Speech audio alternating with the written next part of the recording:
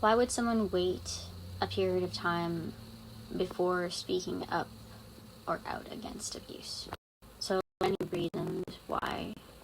Primarily, when leaving an abusive situation, this is the most dangerous part for the person experiencing the abuse. It becomes much more dangerous. So speaking out right away is not safe, first of all. Survivors of abuse will also not feel comfortable. They may feel ashamed, they may feel confused, they may still be processing what they're going through, or may even be in denial themselves. As well, sometimes victims can experience victim blaming or hatred. They may fear being unliked by the community, or experiencing some sort of backlash.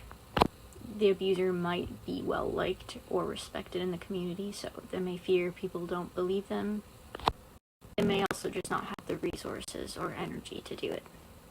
It's tricky too, because sometimes you might be in a situation where you're living with someone that's abusing you, and you might depend on them for help, for resources, for a home, for stability, etc. So there are times if you're dependent, then you can't necessarily speak out.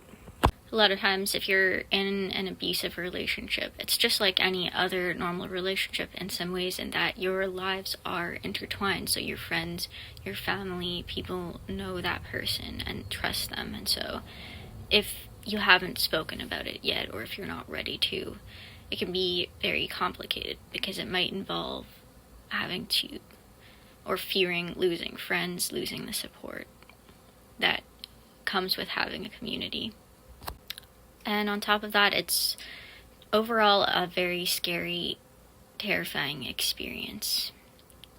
And it can be overwhelming, and not always knowing what the right thing to do is can happen. Ultimately, it's up to the person going through it to decide when is the right time to disclose and when they feel safe enough. So don't feel pressured.